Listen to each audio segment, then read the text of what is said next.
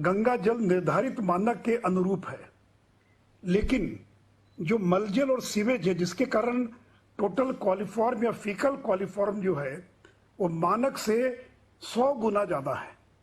और से पटना गंगा नदी का जो पानी है वो स्नान करने योग्य नहीं है और पीने योग्य नहीं है।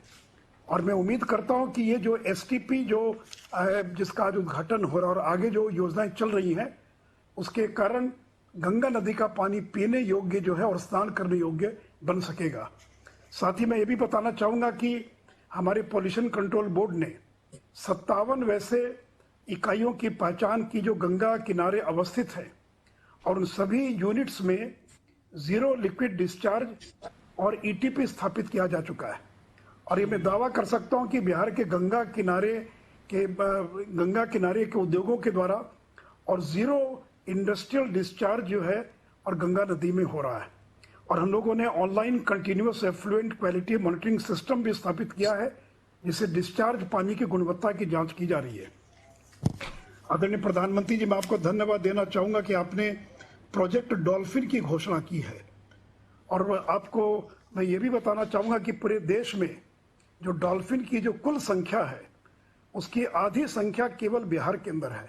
1455 डॉल्फिन, ये जियोलॉजिकल सर्वे ऑफ इंडिया ने जो सर्वे किया था उसमें 18-19 में और 1455 डॉल्फिन बिहार के गांगे डॉल्फिन के रूप में पाई गई है।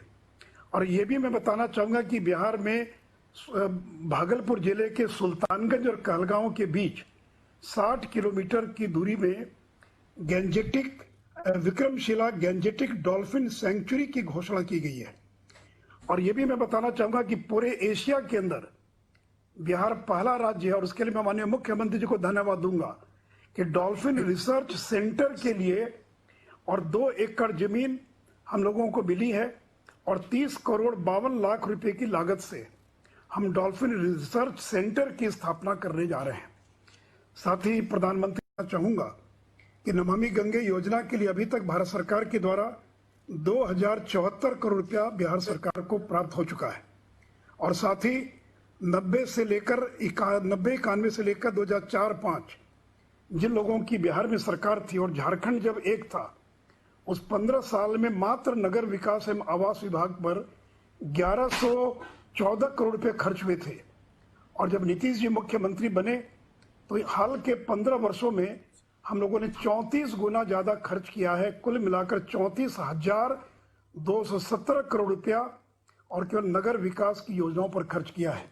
तो आदरणीय प्रधानमंत्री जी, मुझे पूरा भरोसा है आगे आने वाले दिनों के अंदर हम अपने शहरों के अंदर पेयजल, सीवरेज, ड्रेनेज, इन तमाम व्यवस्थाओं को पूरा करने में आपकी मदद से सक्षम होंगे। इन्हीं शब्दों के साथ फिर से एक बार आपको धन्यवाद देता हुआ अपनी बात समाप्त करता हूं। जय हिंद, जय भारत। अब नमामि गंगे परियोजना पर आधारित लघु चलचित्र का प्रदर्शन किया जाएगा।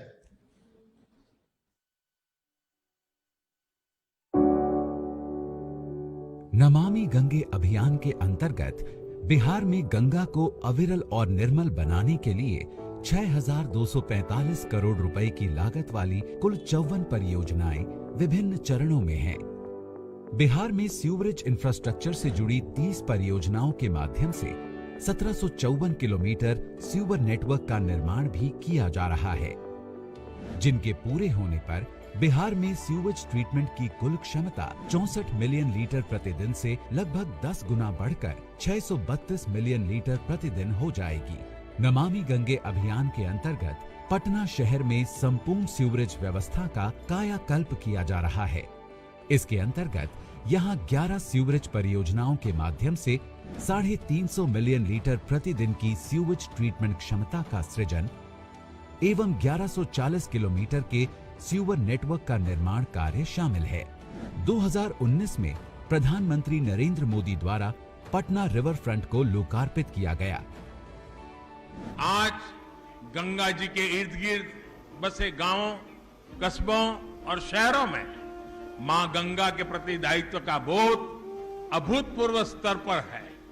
इस दायित्व बोध ने, कर्तव्य बोध ने मां गंगा की स्वच्छता में नमामि गंगे मिशन में बहुत योगदान दिया है। 2017 में प्रधानमंत्री ने पटना में सीवरेज से जुड़ी 4 परियोजनाओं की आधारशिला रखी थी, जिनमें से बेऊर एसटीपी और करमालीचक एसटीपी का निर्माण निर्धारित समय से पूरा हो गया है। सईदपुर एसटीपी का निर्माण भी शीघ्र ही पूरा होने वाला है। आज प्रधानमंत्री नरेंद्र मोदी पटना में 151 करोड़ की लागत से निर्मित बेऊर एसटीपी और करमालीचक एसटीपी का लोकार्पण कर रहे हैं। आज प्रधानमंत्री गंगा की सहायक नदी बूढ़ी गंडक के किनारे बसे मुजफ्फरपुर में 11 करोड़ की लागत से घाट विकास की परियोजना की आधारशिला भी रखेंगे। नमामि गंगे के समग्र प्रयासों से और बिहार वासियों के संकल्प से गंगा अपनी 405 किलोमीटर की बिहार यात्रा में निर्मल और अविरल दोनों हो रही है।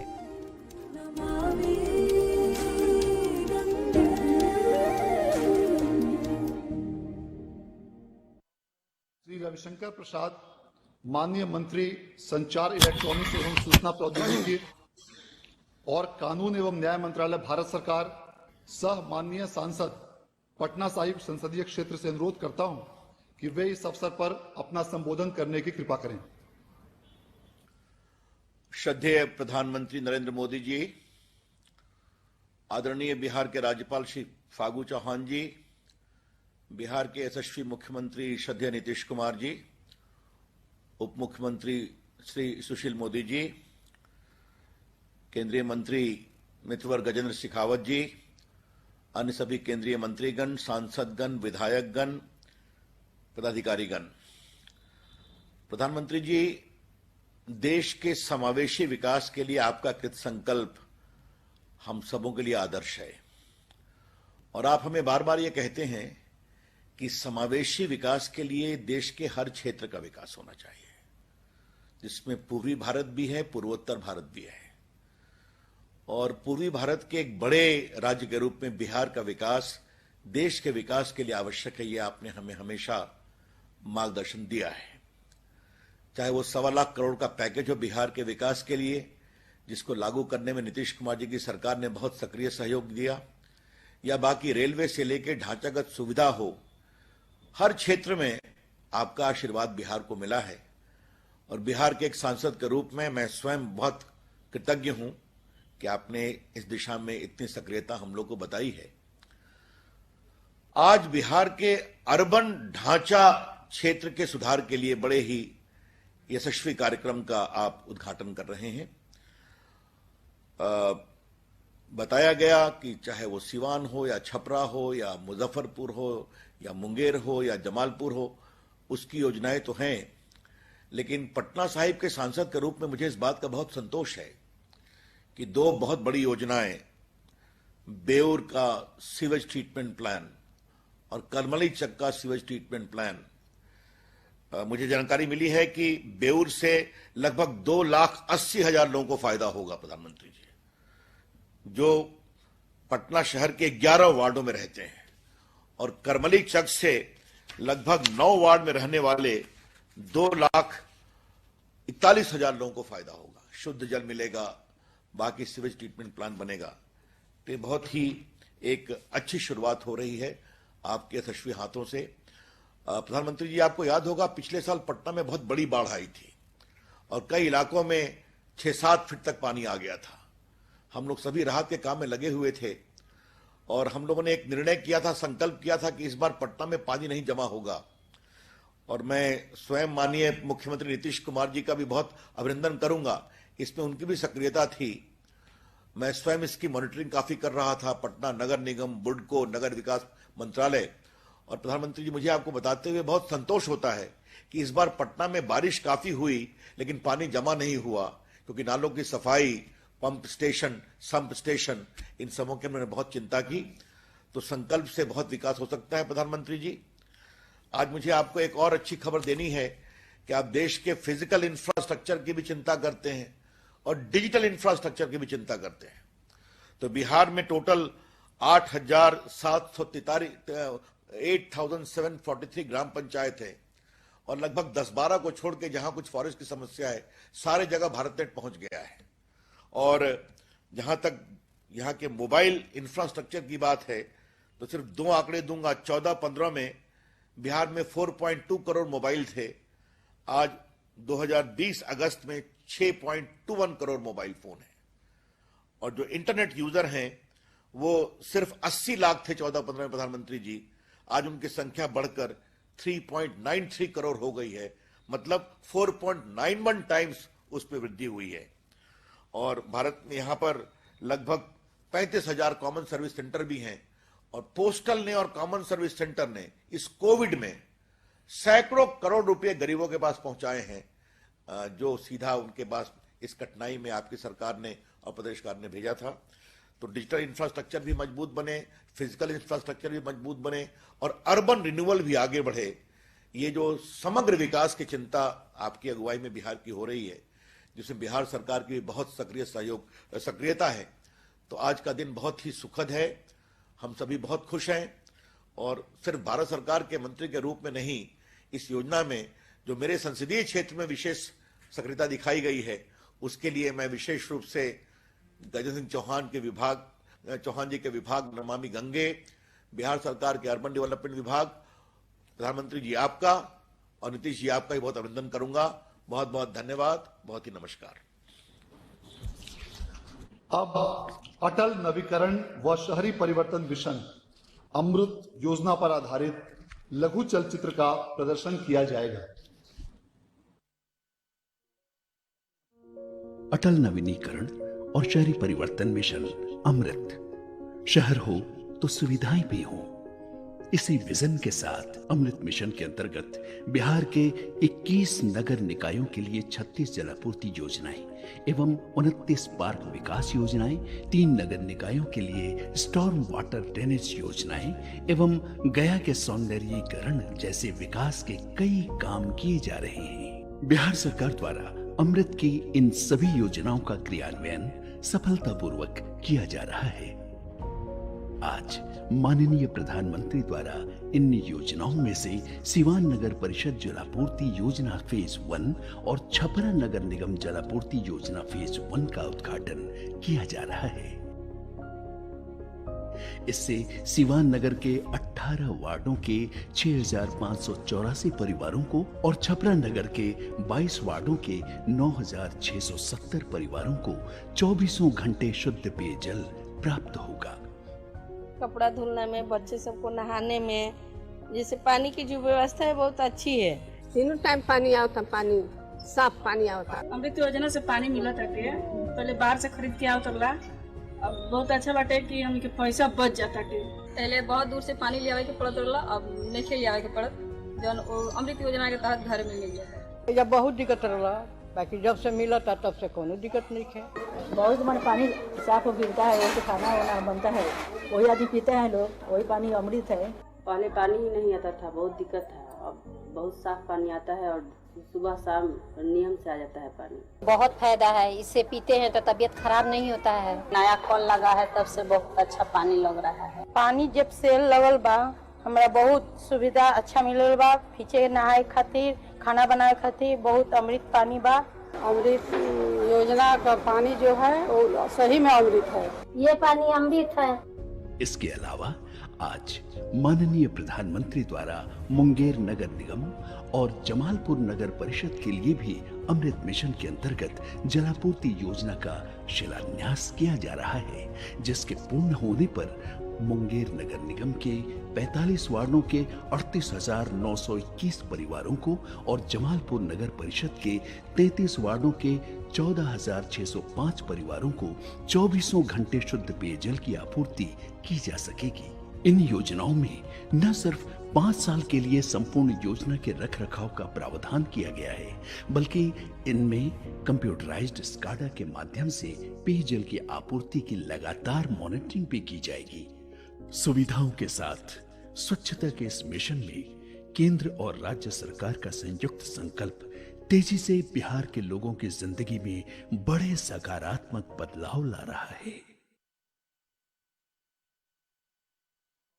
माननीय मुख्यमंत्री महोदय से अनुरोध करना चाहूंगा कि वे इस अवसर पर अपना संबोधन एवं आशीर्वचन देने की कृपा करें।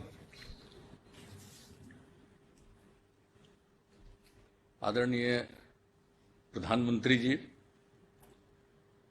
इस कार्यक्रम में उपस्थित बिहार के महामहिम राज्यपाल श्री फागू चौहान जी, जल शक्ति मंत्रालय भारत सरकार के माननीय मंत्री श्री योगेंद्र सिंह शेखावत जी, बिहार के माननीय उप मुख्यमंत्री श्री सुशील कुमार मोदी जी, पटना के माननीय सांसद और केंद्रीय मंत्री श्री रविशंकर जी, इस कार्यक्रम में उपस्थित अन्य सभी माननीय मंत्रीगण, सांसद, विधायक, विधान पार्षदगण, सभी जनप्रतिनिधिगण, सभी नेतागण, सभी अधिकारीगण, बहनों एवं भाइयों, मैं सबसे पहले आदरणीय प्रधानमंत्री जी को इस बात के लिए अभिनंदन करता हूं कि उन्होंने आज फिर बिहार के हित में कार्यक्रम की शुरुआत की है और इसके बारे में जानकारी दे दी गई और जो कुछ भी नमामि गंगे योजना और अमृत योजना के अंतर्गत जो काम किया जा रहा है वो सचमुच और जिस तरह से महिलाएं बोल रही थी अभी, जिस तरह से पीने का पानी उनको शुद्ध मिल रहा है, स्वच्छ मिल रहा है, तो क्या प्रसन्नता है। तो ये एक बहुत बड़ी बात है। और हम लोगों को याद है बचपन में जब स्कूल में पढ़ते थे तो हमारा तो जन्म हुआ है गंगा नदी के किनारे, पटना जिले के ही यहाँ से 50 किलोमीटर दूर है बख्तियारपुर। मेरे पिताजी वैद्य थे और वहाँ से हम लोगों को जो स्कूल जाते थे और घर में भी जो कुआं था उसका पानी ठीक नहीं मिलता था। पूरे हमारे बख्तियारपुर में कहीं भी 1 या 2 कुआं था, उसका पानी स्वच्छ था, बाकी किसी का पानी नहीं ठीक रहता था।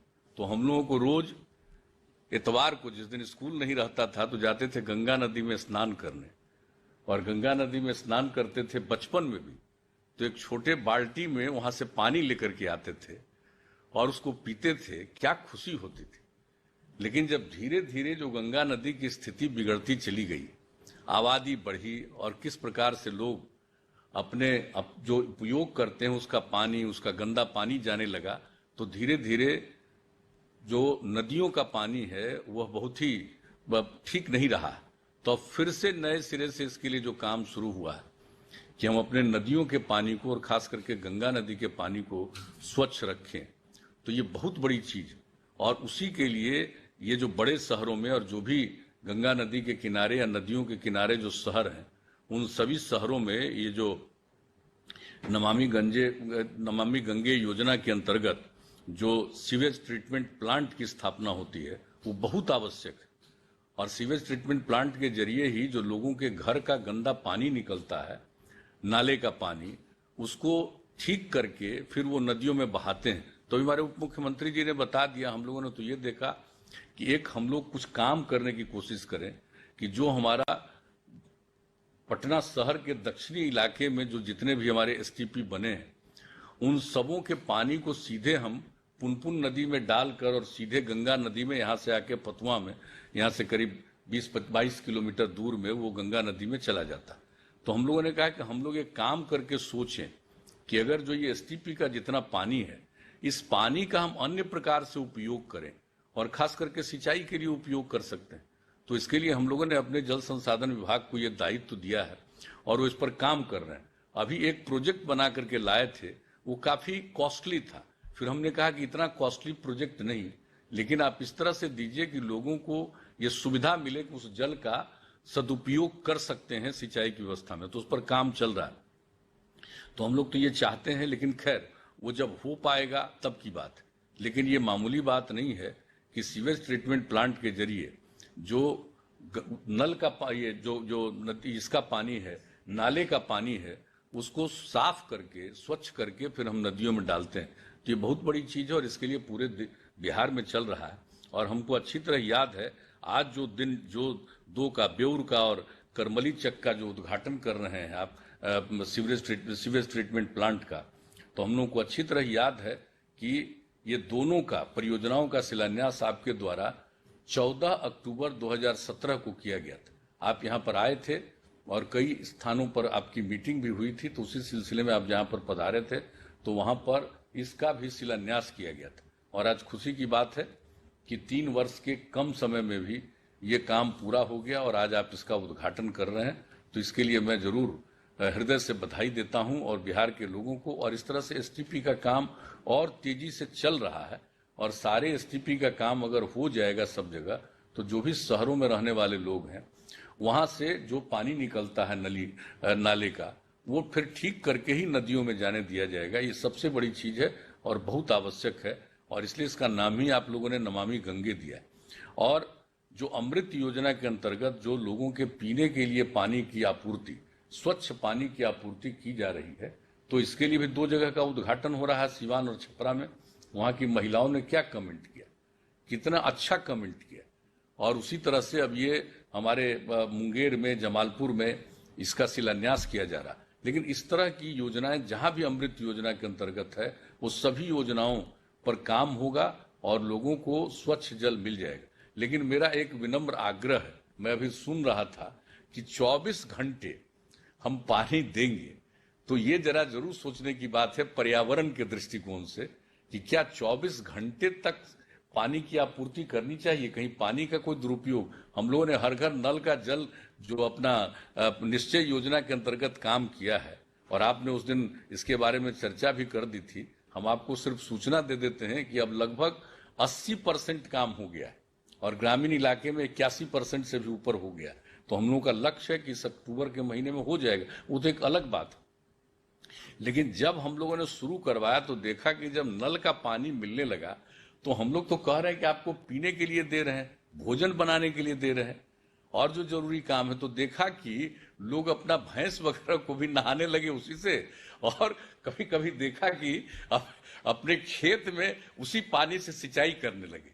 तो हमने सार्वजनिक रूप से कहना शुरू किया कि भाई इतना ज्यादा आपके लिए जो स्वच्छ पानी की आपूर्ति की जा रही है, इसका उपयोग मत करिए, क्योंकि संकट होगा, भूजल स्तर में कमी आती है और पर्यावरण को ध्यान में रखने के लिए इस बात को देखना चाहिए। तो मेरा तो एक आग्रह है, इस पर तो विचार करना तो आप लोगों का दायित्व है। लेकिन हम जो सुने कि 24 घंटा, तो 24 घंटा नहीं, इसको देना चाहिए पर्याप्त समय में, लेकिन सब लोग सदुपयोग करें, उपयोग करें ठीक ढंग से, वो हम लोगों को देखना चाहिए। अब हम आज बोल रहे हैं तो बहुत लोग तो हमको खूब मेरी आलोचना करेगा, ये हम जानते हैं, लेकिन ये सही बात है कि पर्यावरण की रक्षा के लिए हम लोगों को इन सब चीजों पर भी ध्यान देना है। हम लोग तो अपने यहाँ कर ही रहे हैं, और जिस तरह से हर क्षेत्र में अपने स्तर से भी हम लोग काम करने की कोशिश कर रहे हैं, और आपका जो सहयोग मिल रहा है हर क्षेत्र में, और जिस तरह से केंद्र की योजनाएं आपके द्वारा लागू की जा रही हैं, इन सब के चलते अब तो हर व्यक्ति का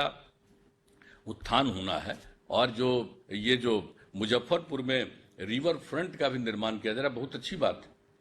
ये जो बूढ़ी गंडक नदी के किनारे सब कुछ होगा, ये कितना उपयोगी होगा अगर उसके निर्माण कर दिया जाए, तो ये बहुत बड़ी अच्छी बात है। जो सब कुछ भी किया जा रहा है कि जो भी तट का योजना, नदी तट विकास योजना, तो अब इसके चलते लोग जाएंगे भी वहां और आनंद लेंगे, बाहर के भी लोग आएंगे। मुजफ्फरपुर एक महत्वपूर्ण शहर है, तो वहां पर जाएंगे तो आनंद लेंगे। और इस तरह की योजना तो धीरे धीरे हम लोगों ने पटना में शुरू करवाया था, इतने हम लोगों ने निर्माण किया है, घाट वगैरह में कई जगहों पर काम शुरू किया।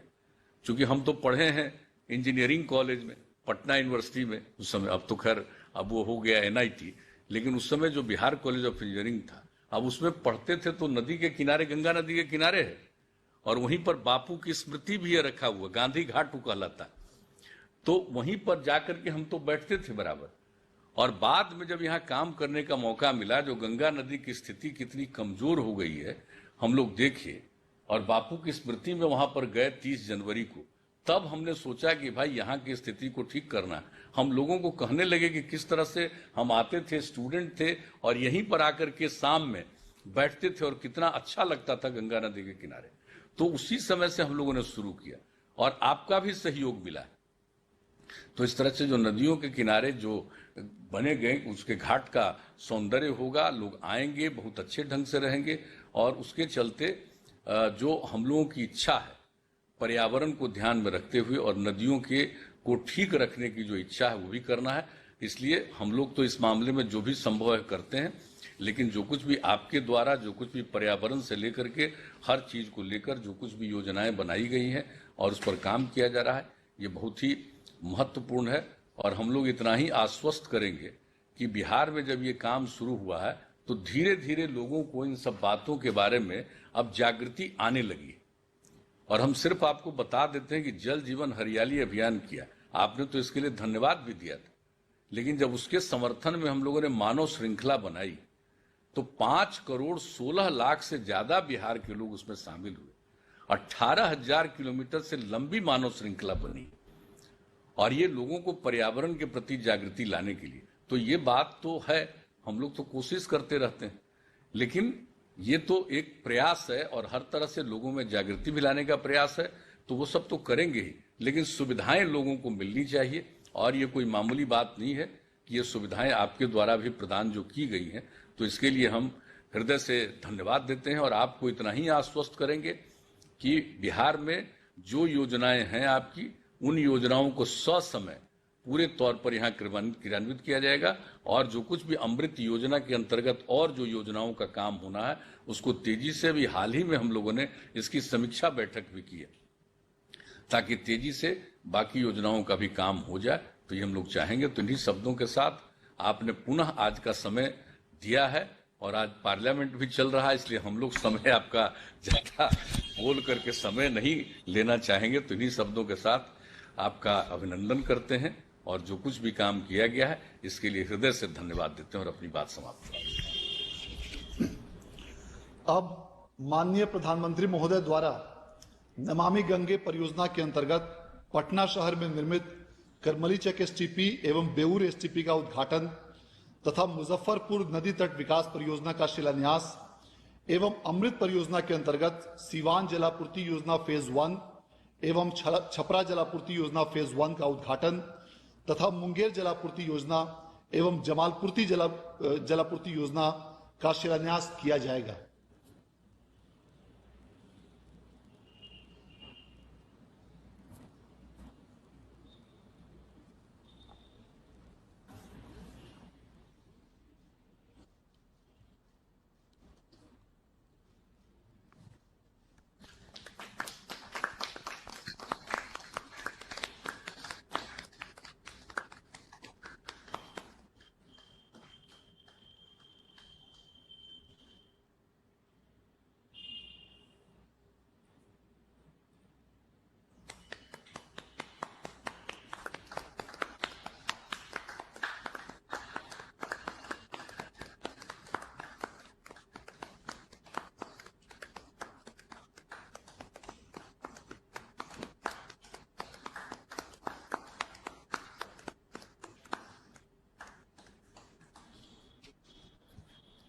अब मैं माननीय प्रधानमंत्री महोदय से अनुरोध करना चाहूंगा कि वे इस अवसर पर अपना संबोधन एवं आशीर्वचन देने की कृपा करें।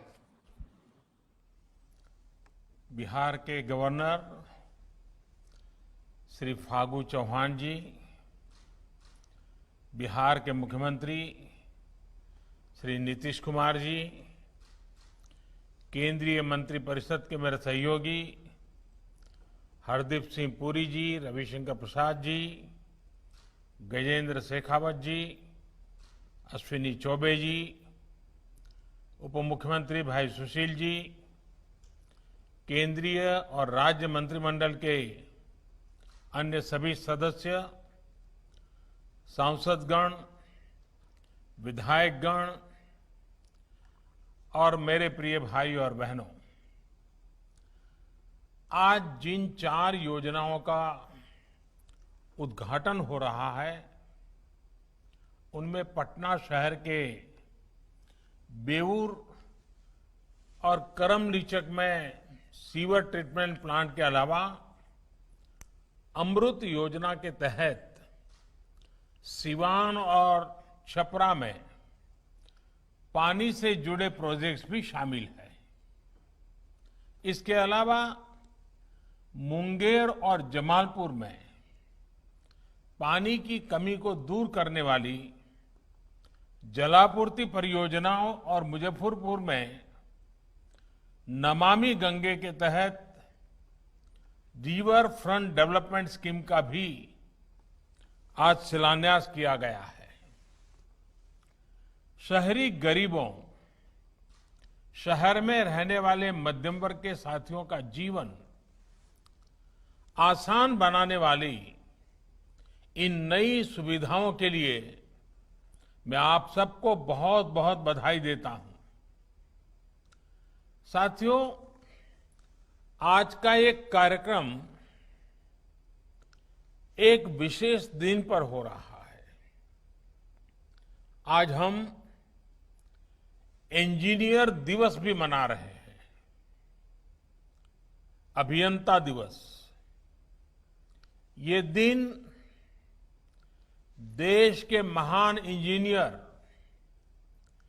एम विश्वेश्वरैया जी, उनकी जन्म जयंती का है, उन्हीं की स्मृति को समर्पित है। हमारे भारतीय इंजीनियरों ने हमारे देश के निर्माण में और दुनिया में भी अभूतपूर्व योगदान किया है। चाहे काम को लेकर समर्पण हो या उनकी बारीक नजर भारतीय इंजीनियरों की दुनिया में एक अलग ही पहचान है। ये एक सच्चाई है और हमें गर्व है कि हमारे इंजीनियर देश के विकास को मजबूती से आगे बढ़ा रहे हैं। 130 करोड़ देशवासियों के जीवन को बेहतर कर रहे हैं। मैं इस अवसर पर सभी इंजीनियरों को, उनकी निर्माण शक्ति को आदरपूर्वक नमन करता हूं। राष्ट्र निर्माण के इस काम में बहुत बड़ा योगदान बिहार का भी है। बिहार तो देश के विकास को नई ऊंचाई देने वाले लाखों इंजीनियर देता है। बिहार की धरती तो आविष्कार और इनोवेशन की पर्याय रही है। बिहार के कितने ही बेटे हर साल देश के सबसे बड़े इंजीनियरिंग संस्थानों में पहुंचते हैं, अपनी चमक बिखेरते हैं। आज जो परियोजनाएं पूरी हुई हैं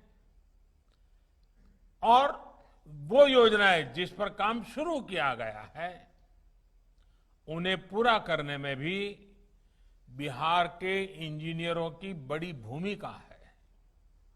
मैं बिहार के सभी इंजीनियरों को भी विशेष तौर पर आज के इस इंजीनियर दिवस की बधाई देता हूं। साथियों, बिहार ऐतिहासिक नगरों की धरती है। यहां हजारों सालों से नगरों की एक समृद्ध विरासत रही है। प्राचीन भारत में गंगा घाटी के इर्द गिर्द आर्थिक, सांस्कृतिक और राजनीतिक रूप से समृद्ध और संपन्न नगरों का विकास हुआ।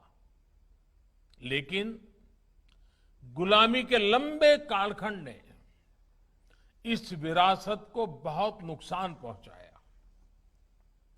आजादी के बाद के शुरुआती कुछ दिनों में बिहार को बड़े और विजनरी नेताओं का नेतृत्व मिला, जिन्होंने गुलामी के काल में आई विकृतियों को दूर करने की भरसक कोशिश भी की। लेकिन इसके बाद एक दौर ऐसा भी आया जब बिहार में मूल सुविधाओं के निर्माण के बजाय राज्य के लोगों को आधुनिक सुविधाएं देने के बजाय प्राथमिकताएं और प्रतिबद्धताएं पूरी तरह बदल गई।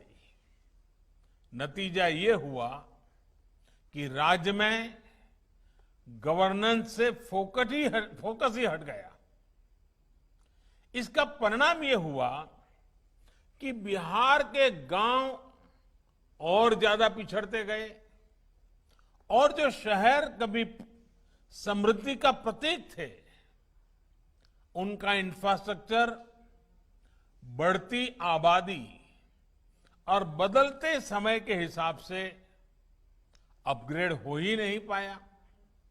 सड़कें हो, गलियां हो, पीने का पानी हो, सीवरेज हो, ऐसी अनेक मूल समस्याओं को तो यानी या तो उसको टाल दिया गया या फिर जब भी इनसे जुड़े काम हुए वो घोटालों की भेंट चढ़ गए। साथियों, जब शासन पर स्वार्थ नीति हावी हो जाती है, वोट बैंक का तंत्र सिस्टम को दबाने लगता है, तो सबसे ज्यादा असर समाज के उस वर्ग को पड़ता है जो प्रताड़ित है, वंचित है, शोषित है। बिहार के लोगों ने इस दर्द को दशकों तक सहा है। जब पानी और सीवरेज जैसी मूल जरूरतों को पूरा नहीं किया जाता तो दिक्कतें हमारी माताओं बहनों को ज्यादा होती है, गरीब को होती है, दलित को होती है, पिछड़ों, अति पिछड़ों को होती है। गंदगी में रहने से मजबूरी में गंदा पानी पीने से लोगों को बीमारियां पकड़ लेती है। ऐसे में उसकी कमाई का एक बड़ा हिस्सा इलाज में लग जाता है। कई बार परिवार अनेक वर्षों तक कर्ज तले दब जाता है।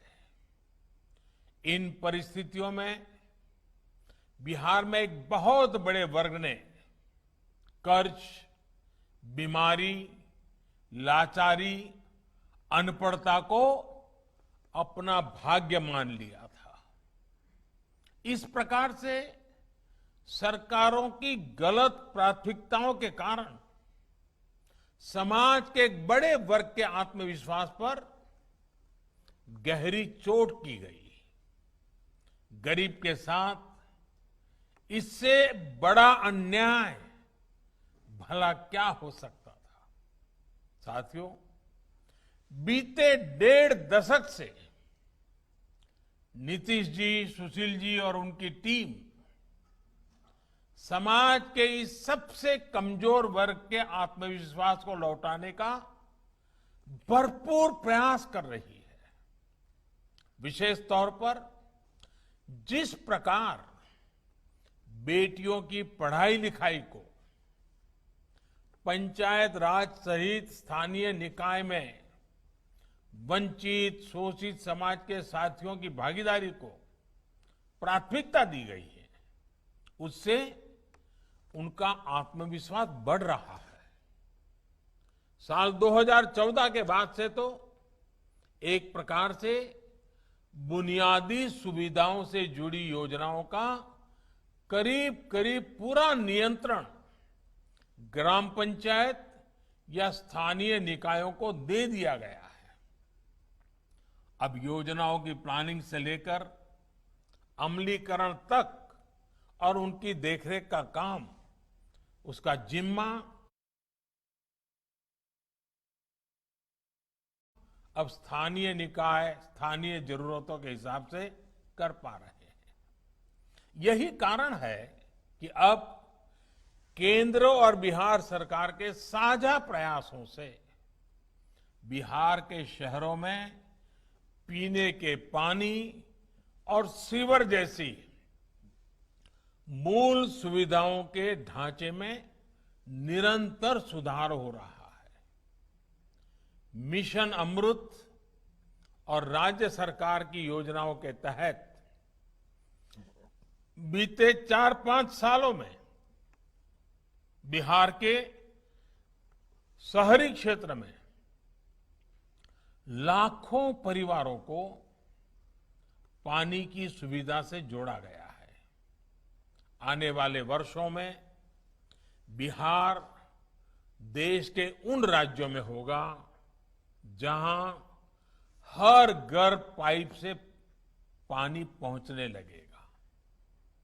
ये बिहार के लिए बहुत बड़ी उपलब्धि होगी, बिहार का गौरव बढ़ाने वाली बात होगी। आपने इस बड़े लक्ष्य की प्राप्ति के लिए कोरोना के इस संकट काल में भी बिहार के लोगों ने निरंतर काम किया है। बीते कुछ महीनों में बिहार के ग्रामीण क्षेत्र में 57 लाख से ज्यादा परिवारों को पानी के कनेक्शन से जोड़ा गया है। इसमें बहुत बड़ी भूमिका प्रधानमंत्री गरीब कल्याण रोजगार अभियान ने भी निभाई है। हमारे हजारों श्रमिक साथी जो कोरोना की वजह से दूसरे राज्यों से बिहार लौटे, उन्होंने ये काम करके दिखाया है। जल जीवन मिशन की ये तेजी बिहार के मेरे इन परिश्रमी साथियों को ही समर्पित है। बीते एक साल में जल जीवन मिशन के तहत पूरे देश में 2 करोड़ से ज्यादा पानी के कनेक्शन दिए जा चुके हैं। आज देश में हर दिन 1 लाख से ज्यादा घरों को पाइप से पानी के नए कनेक्शन से जोड़ा जा रहा है। स्वच्छ पानी मध्यम वर्ग का, गरीब का न सिर्फ जीवन बेहतर बनाता है, बल्कि उन्हें अनेक गंभीर बीमारियों से भी बचाता है। साथियों, शहरी क्षेत्र में भी बिहार के लाखों लोगों को शुद्ध पानी के कनेक्शन से जोड़ने का काम तेजी से चल रहा है। पूरे बिहार में अमृत योजना के तहत लगभग 12 लाख परिवारों को शुद्ध पानी के कनेक्शन से जोड़ने का लक्ष्य है। इसमें से करीब 6 लाख परिवारों तक ये सुविधा पहुंच चुकी है। बाकी परिवारों को भी बहुत जल्द स्वच्छ जल की सुविधा उपलब्ध हो जाएगी। आज जिन परियोजनाओं का शिलान्यास किया गया है, वो इसी संकल्प का हिस्सा है। साथियों, शहरीकरण आज के दौर की सच्चाई है। आज पूरे विश्व में शहरी क्षेत्रों की संख्या बढ़ रही है। भारत भी इस वैश्विक बदलाव का अपवाद नहीं है, लेकिन कई दशकों से हमारी एक मानसिकता बन गई थी।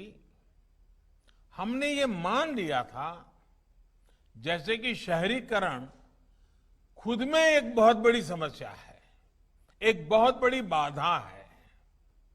लेकिन मेरा सोचना कुछ अलग है। अगर समस्या लगती है तो उसमें अवसर भी उपलब्ध है। बाबा साहब आंबेडकर ने तो उस दौर में ही इस सच्चाई को समझ लिया था और वो शहरीकरण के बड़े समर्थक थे। उन्होंने शहरीकरण को समस्या नहीं माना। उन्होंने ऐसे शहरों की कल्पना की थी जहां गरीब से गरीब व्यक्ति को भी अवसर मिले, जीवन को बेहतर करने के रास्ते उनके लिए खुले। आज आवश्यक है कि हमारे शहरों में संभावनाएं हो, समृद्धि हो, सम्मान हो, सुरक्षा हो, सशक्त समाज हो और आधुनिक सुविधाएं भी हो। यानी कि शहर ऐसे हो जहां सभी को, खासकर हमारे युवाओं को आगे बढ़ने के लिए नई और असीम संभावनाएं मिले। शहर ऐसे हो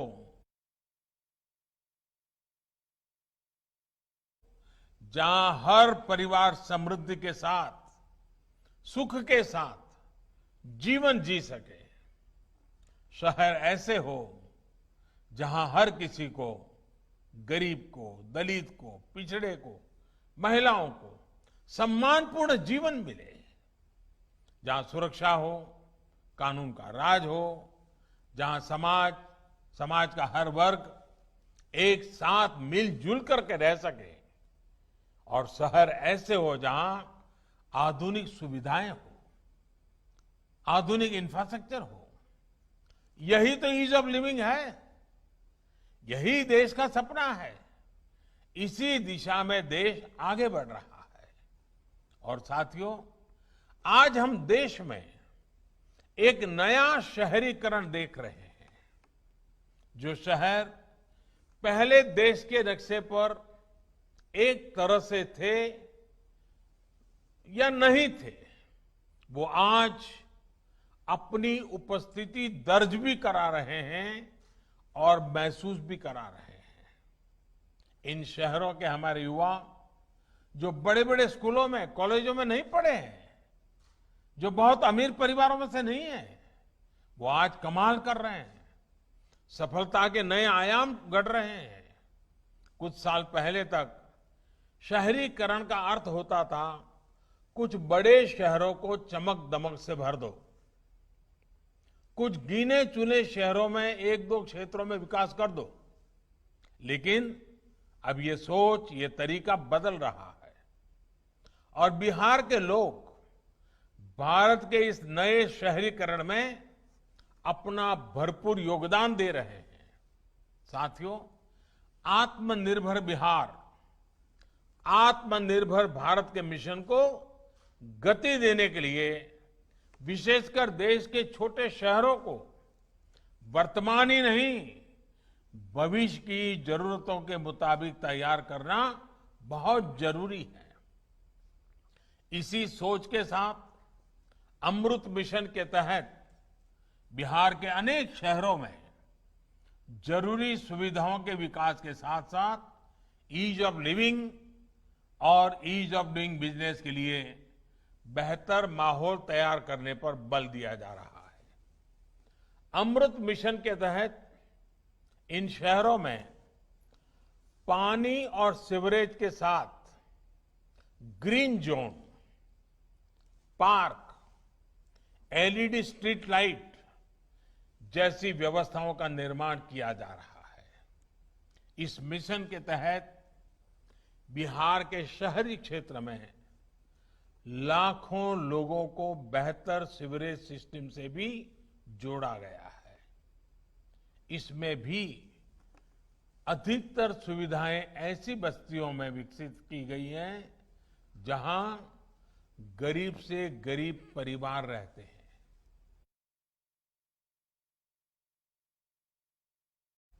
बिहार के भी 100 से ज्यादा नगर निकायों में 4.5 लाख एलईडी स्ट्रीट लाइट लगाई जा चुकी है।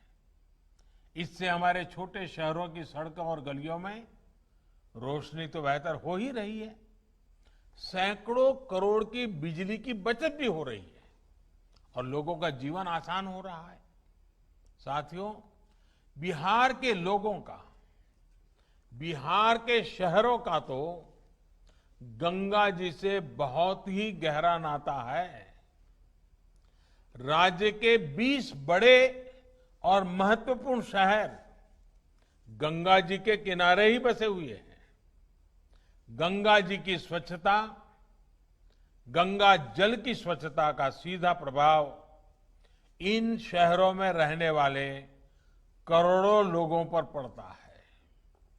गंगा जी की स्वच्छता को ध्यान में रखते हुए ही बिहार में 6,000 करोड़ रुपए से अधिक की 50 से ज्यादा परियोजनाएं स्वीकृत की गई हैं। सरकार का प्रयास है कि गंगा के किनारे बसे जितने भी शहर हैं वहां बड़े बड़े गंदे नालों का पानी सीधे गंगा जी में गिरने से रोका जाए। इसके लिए अनेकों वाटर ट्रीटमेंट प्लांट्स लगाए जा रहे हैं। आज जो पटना में बेऊर और करमलीचक की योजना का उद्घाटन हुआ है, उससे इस क्षेत्र के लाखों लोगों को लाभ होगा। इसके साथ ही गंगा जी के किनारे बसे जो गांव हैं, उन्हें गंगा ग्राम के रूप में भी विकसित किया जा रहा है। इन गांवों में लाखों शौचालय के निर्माण के बाद अब कचरा प्रबंधन और जैविक खेती जैसे काम के लिए प्रोत्साहन दिया जा रहा है। साथियों, गंगा जी के किनारे बसे गांव और शहर आस्था और आध्यात्म से जुड़े पर्यटन के प्रमुख केंद्र रहे हैं। गंगा जी को निर्मल और अविरल बनाने का अभियान जैसे जैसे आगे बढ़ता जा रहा है, वैसे वैसे इसमें पर्यटन के आधुनिक आयाम भी जुड़ते जा रहे हैं। नमामि गंगे मिशन के तहत बिहार सहित पूरे देश में 180 से अधिक घाटों के निर्माण का काम चल रहा है। इसमें से 130 घाट पूरे भी हो चुके हैं। इसके अलावा 40 से ज्यादा मोक्ष धामों पर भी काम पूरा किया जा चुका है। देश में गंगा किनारे कई जगहों पर आधुनिक सुविधाओं से युक्त रिवर फ्रंट पर भी काम तेजी से चल रहा है। पटना में तो रिवर फ्रंट का प्रोजेक्ट पूरा हो चुका है और मुजफ्फरपुर में भी ऐसा ही रिवर फ्रंट बनाने की परियोजना का शिलान्यास किया गया है। जब मुजफ्फरपुर के अखाड़ा घाट, सीढ़ी घाट और चंदवारा घाट उसको विकसित कर दिया जाएगा तो ये यहां पर्यटन का भी बड़ा केंद्र बनेंगे। बिहार में इतनी तेजी से काम होगा, काम शुरू होने के बाद पूरा भी होगा, इस बात की कल्पना भी 1.5 दशक पहले नहीं की जा सकती थी। लेकिन नीतीश जी के प्रयासों ने, केंद्र सरकार के प्रयासों ने ये सच कर दिखाया है।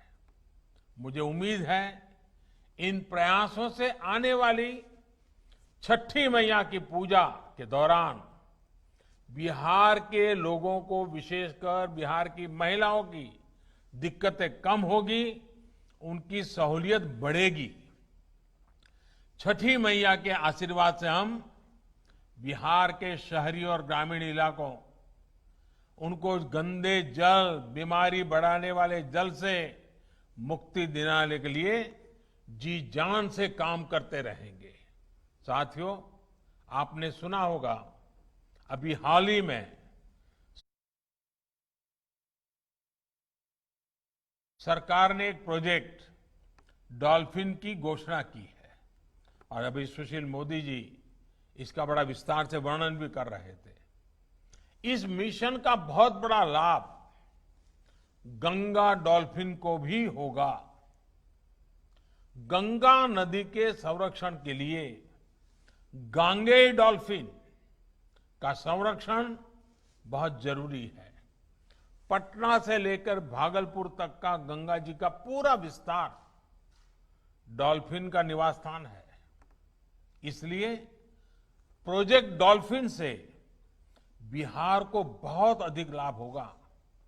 यहां गंगा जी में बायोडायवर्सिटी के साथ साथ पर्यटन को भी बल मिलेगा।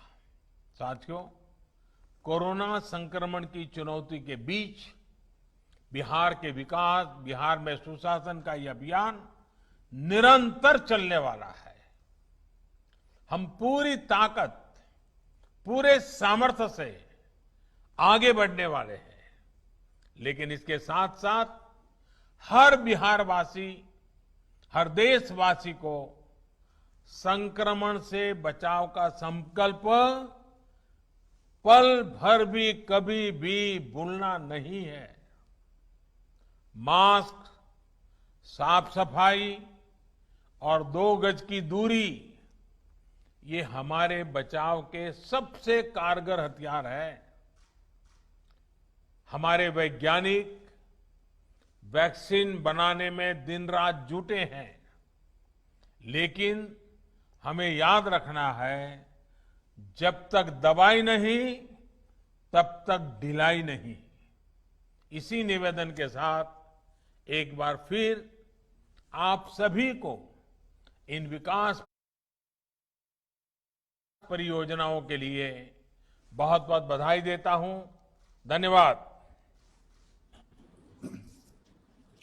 माननीय प्रधानमंत्री महोदय द्वारा आज बिहार राज्य के अंतर्गत नमामि गंगे परियोजना एवं अटल नवीकरण व शहरी परिवर्तन मिशन अमृत योजना के अंतर्गत 7 योजनाओं के उद्घाटन एवं शिलान्यास कार्यक्रम के अवसर पर मैं माननीय प्रधानमंत्री महोदय को उनकी कृपापूर्ण उपस्थिति एवं आशीर्वचनों के लिए हृदय से आभार व्यक्त करते हुए उन्हें धन्यवाद देता हूं।